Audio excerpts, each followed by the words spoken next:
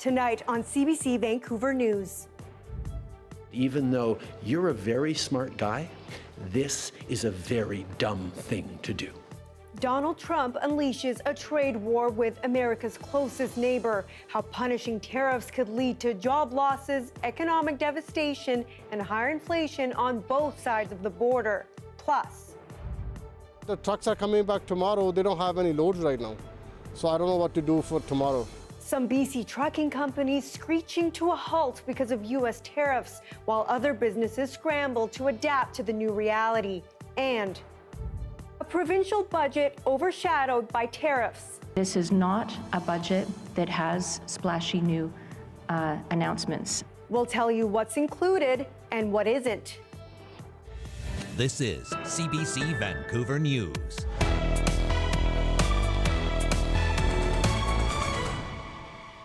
Hello, thanks for joining us. I'm Yasmine Ghania. U.S. President Donald Trump defended his punishing tariffs during his address to Congress Tuesday. He also repeated his promise of another set of tariffs next month.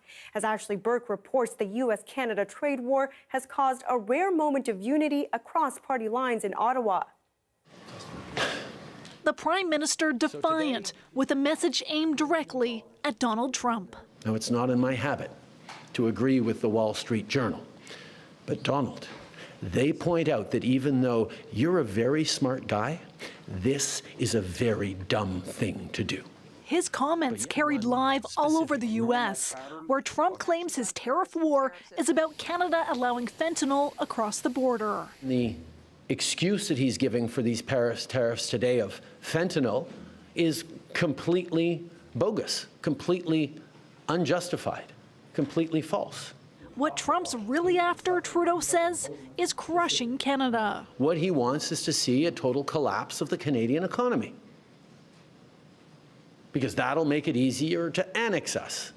And to Trudeau, what's chilling is how Trump's moving America away from its allies and closer to Moscow. They're talking about working positively with Russia, appeasing Vladimir Putin, a lying, murderous dictator.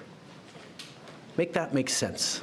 To try and end it, Canada is striking back, slapping tariffs on $30 billion worth of American goods, like groceries, alcohol, and clothing, then hitting another $125 billion worth of U.S. products with taxes in 3 weeks.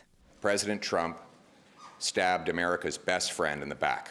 The Conservatives leader says the money the government collects from counter tariffs should go into Canadians' pockets. Almost every penny of the tariffs collected should go to tax cuts, with a small sum set aside for targeted relief to workers hardest hit by the trade war.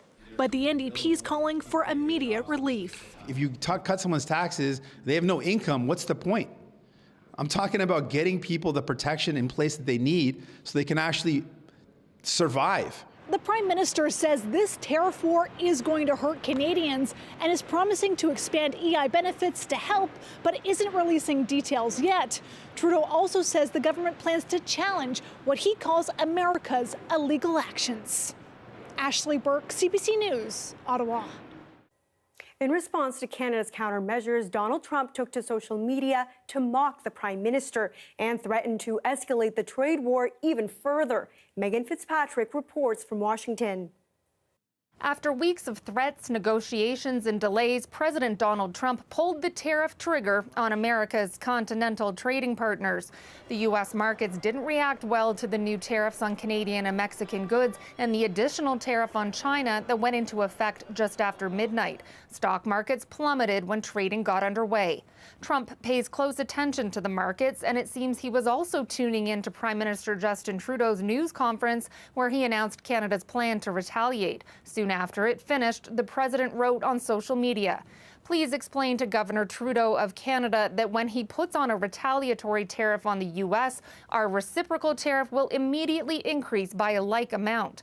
Trump, who has taken to calling Trudeau governor as part of his musing about Canada becoming a 51st state, plans to impose even more tariffs in early April on any country that has tariffs on U.S. goods.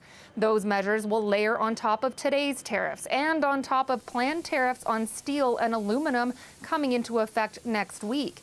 Today's tariffs, though, are all because Canada failed to stop the flow of fentanyl across the border, according to Vice President J.D. Vance. The Canadians have allowed a lot of fentanyl to come into the country. It's not a defense to say more has come from Mexico, because way too much has come from Mexico too. Trump is expected to promote his tariff plan later tonight when he delivers a speech to Congress.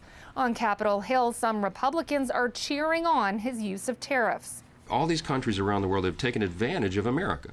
The America First agenda is to reset those relationships. But critics like Democratic Senator Elizabeth Warren say the tariffs will drive up prices for Americans and hurt a friendly ally. We don't have those kinds of problems with Canada. They've done everything they can. They're a cooperative neighbor here. And across-the-board tariffs like this, just so that Donald Trump can beat his chest about how tough he is with a neighbor, it's not helping us. What it's doing is it's driving up costs. The CEO of major retailer Target warned Americans today that food prices could shoot up within days. So with a trade war now underway, consumers on both sides of the U.S.-Canada border are bracing for just how hard these tariffs might hit their wallets. Megan Fitzpatrick, CBC News, Washington. BC businesses are already scrambling to adapt to U.S. tariffs on Canadian goods. Data suggests communities in the Fraser Valley will be among the hardest hit. As John Hernandez reports, business owners are hoping the economic pain will be short-lived. The pressure is already getting to Jatinder Gill. I don't know what's going to happen right now, like what they're going to do, the way they're canceling all the loads.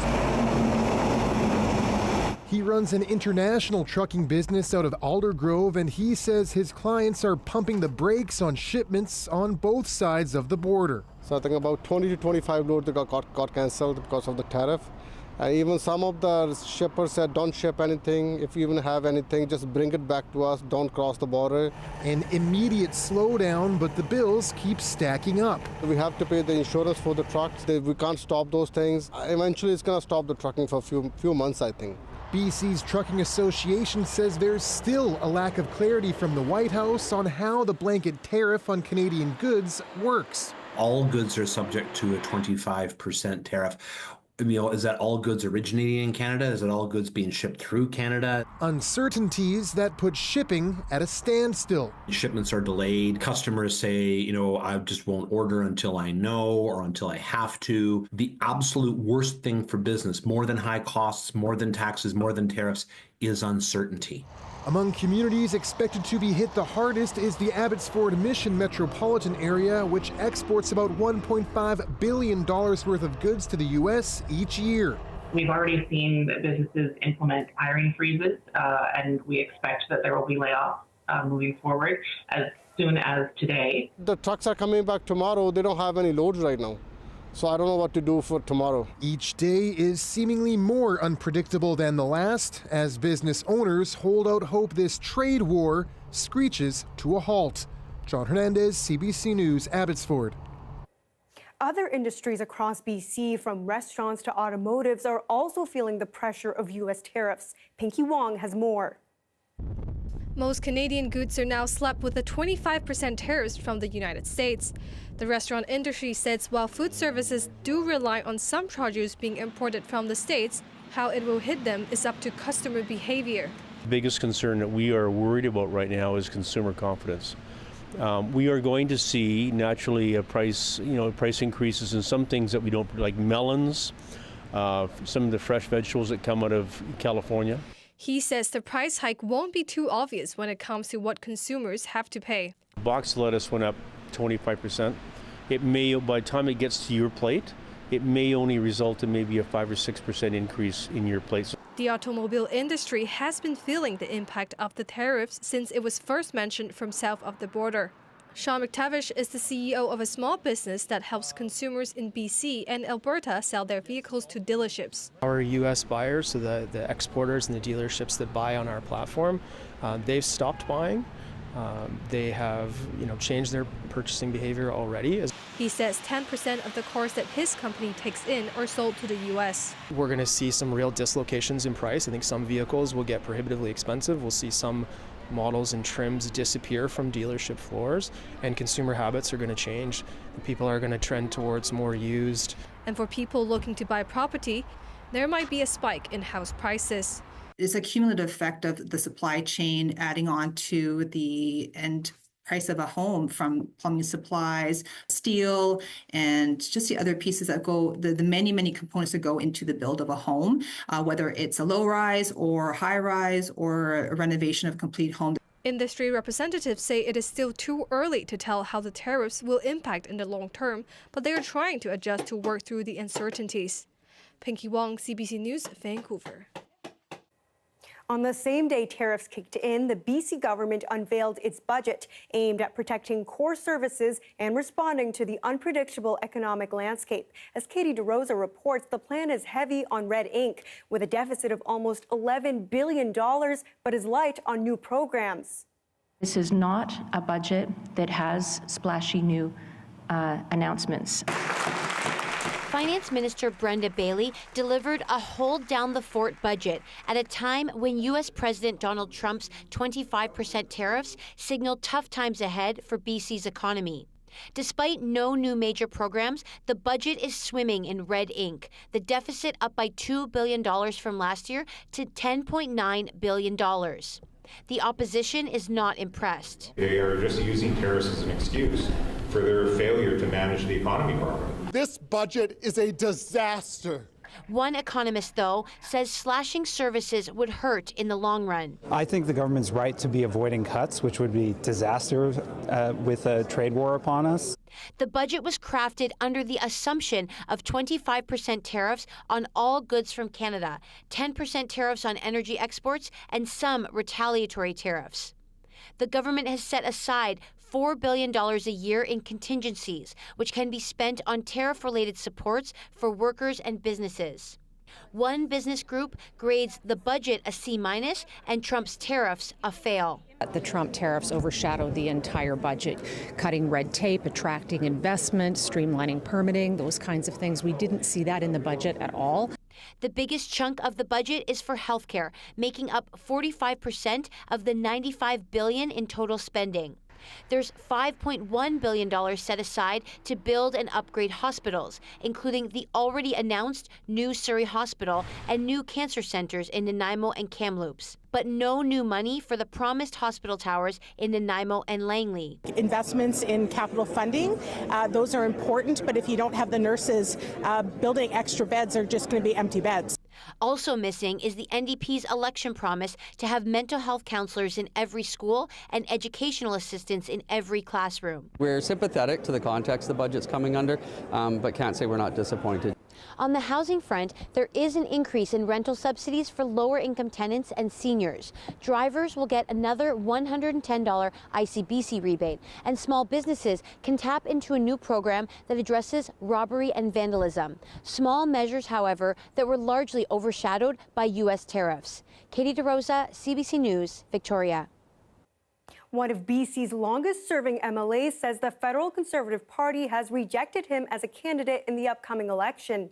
Mike de Jong says he had been informally advised of the decision Monday evening, calling it disappointing. De Jong announced he was seeking the federal Conservative nomination in Abbotsford South Langley last April. The day of or the day after a breakup isn't usually the best day to describe your feelings for your former girlfriend or boyfriend. Of course you're hurt. I think that's a natural feeling to have when someone comes along and says, we don't want you. In fact, we don't even want you to have the option of being on the ballot. So, you know, I'll think about that. I've tried over the years to be consistent and loyal to and consistent in my principles. I still think this country needs a healthy dose of fiscal responsibility at both levels of government. But you know, I'll take some time. But I'm not. Look, I'm not going to run as an independent. CBC News has contacted the Conservative Party for comment. We have not heard back yet.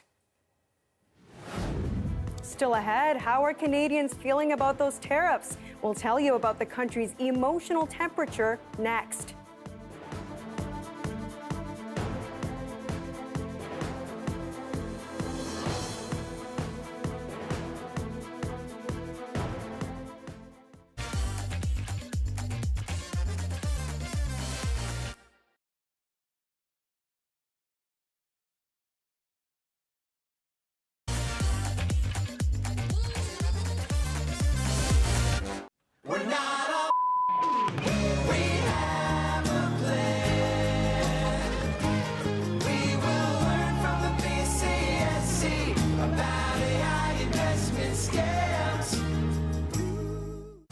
Lotto's 649 Super Draws are happening this March with 225 total guaranteed prizes of $10,000 and Super Draws every Wednesday and Saturday. More people are going to win. It could be you.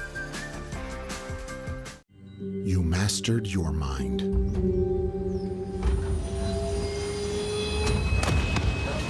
And all the while, you were on the train home. Audible. There's more to imagine when you listen. A&W stackers are here. Single, double, or triple patty. And starting at just $3.99, you can get a whole stack. Oh no, we're only stacking patties. Stack and save with A&W stackers.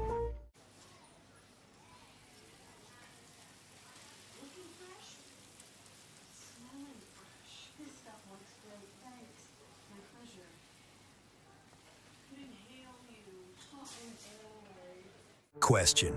If you can't see what's behind all this, how do you already know? It's Jeep.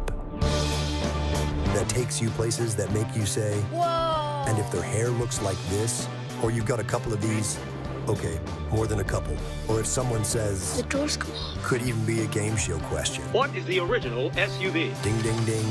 You just know what it was, what it is, and what it always will be. Because when you're an original, there's only one. They can deep fake your accountant and sound like my broker too. Oh, it's all part of their trap. So you'll invest in a bunch of crap.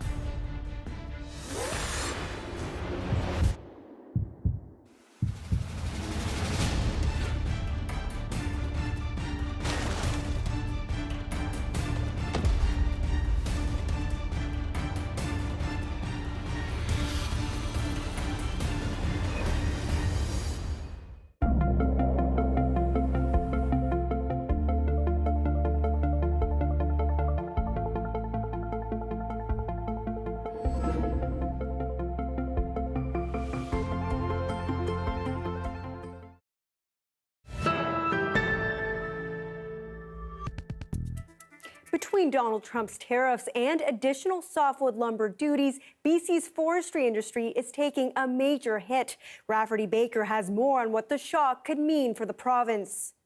It's been a roller coaster tracking if and when Donald Trump's Canada-targeted tariffs take effect. We don't know day to day or even hour to hour what President Trump will decide to do. 25% on exports from Canada to the U.S., a blow to the entire Canadian economy. But the BC forestry sector is getting another piece of bad news this week, an increase in the U.S. anti-dumping duty that applies to the province's softwood lumber. Right now, duties add up to more than 14%, but a new decision from the U.S. Secretary of Commerce will bump that up to about 27% on average beginning this summer. I think to forest workers, to communities, this is all really confusing.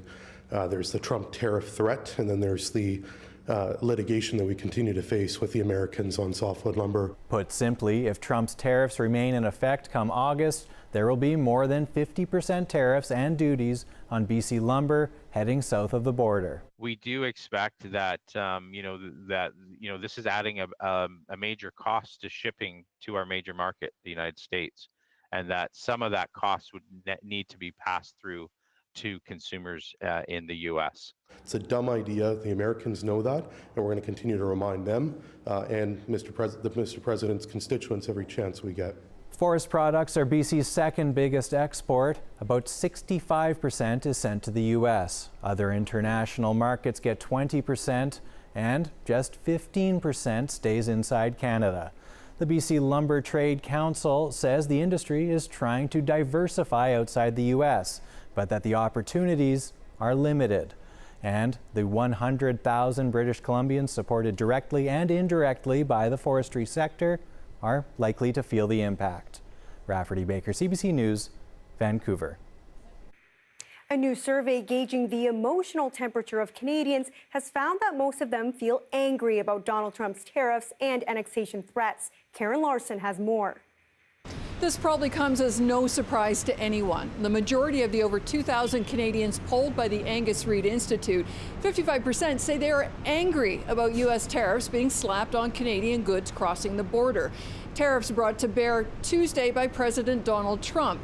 And that's not all. Canadians also say they are angry, feeling betrayed, and anxious over Trump's repeated references to annexation, calling Canada the 51st state of the U.S. Now, Canada is fighting back, introducing countervailing tariffs, policies the survey said have found broad and increasing support over the last few months. 65% are in favor of that 25% tariff on U.S. goods coming into Canada. So those are the official poll numbers. Here's what people we talked to in Vancouver had to say. I guess pretty anxious. Do I like it? No, but I try not to let it get ahead of me. It's just like a lot of talking and saying things that kind of rile up people and get them upset. So I don't think any of that helps. It does make me worried because I'm a student in university, so I already know things are getting more expensive. I dare not even say. The man is, he's a lunatic. I think it's a part of Trump's negotiating tactics, and Canada is responding well, I believe. The Angus Reid poll found the vast majority of Canadians, 79%, have an unfavorable opinion of Trump. The number was the same for his special advisor, Elon Musk, with over 70% saying they would support a ban on the import of Musk-owned Tesla vehicles into Canada. The pollster said while half of Americans consider Canada a, quote, valued partner and ally, the feeling isn't mutual, with only 15% of Canadians saying the same about their neighbors to the south. Karen Larson, CBC News, Vancouver. A look at the day that was in Whistler. Some flurries mixed in the rain and even some snow. Stephanie Hungerford will have your BC-wide forecast next.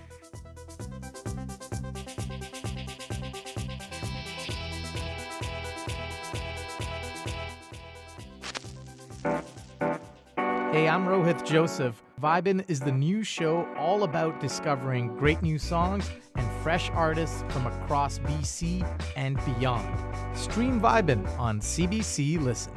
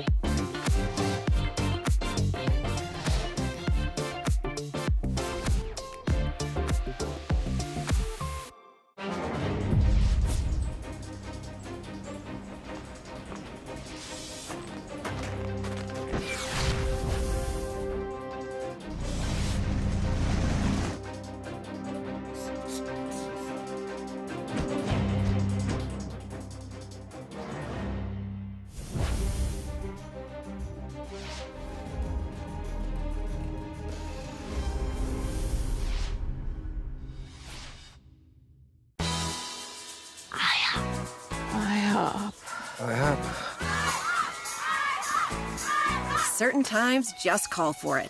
IHOP? At IHOP, we don't just put food on your plate, we put a smile on your plate. Dad, where does the sun go at night?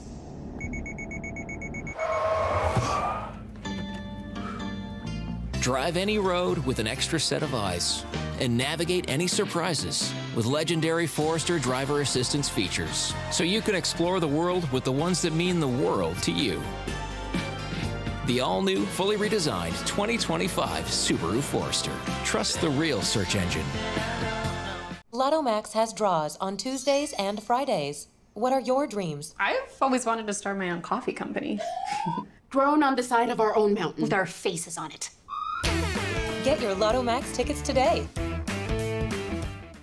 Mark Carney is back from Europe. Speaking as a European. To finish what he started. As Justin Trudeau's economic advisor, he's been pushing a steady increase in the price of carbon. On you for years. Now he's planning to hit you with effectively a shadow carbon price after the election. And that will cost you even more, because he thinks carbon prices have been applied sparingly. They've been set far too low. You sneaky. Carbon tax Carney. He's just like Justin. The math on nurse-to-patient ratios is simple. By adding more nurses to the equation, we increase time spent with each patient, which reduces mortality rates across the board. Learn more at ratiosavelives.ca. Message brought to you by the BC Nurses Union. IHOP. Certain times just call for it. IHOP. At IHOP, we don't just put food on your plate, we put a smile on your plate. Closed captioning is brought to you by Fortis BC. We've got rebates on high-efficiency windows, doors, and insulation. Find them at fortisbc.com/rebates. Hi, I'm Amy Bell, and this is your CBC Inbox. Check out CBC News BC, your local streaming channel. It's a free ad-supported TV channel that's available 24/7, delivering breaking news, including weather updates, daily headlines, and sharing stories that matter to British Columbians.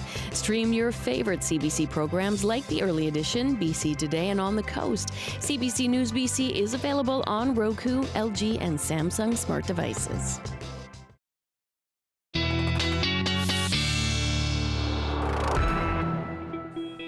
Stephanie Hungerford is here for a look at our BC-wide forecast. So, Stephanie, what's in store for us? Well, I'll start with the south coast. So we're going to have some precipitation tonight. It's not going to be heavy rain by any means, but we're going to see some light drizzles, and this is going to continue into the morning. What we will be seeing, though, is a lot of wind. So 50 kilometers per hour on the island, also for Metro Vancouver. Not too much wind for the Whistler Squamish area, but Abbotsford, Fraser Valley will see some wind as well. Not as high for the south coast, however.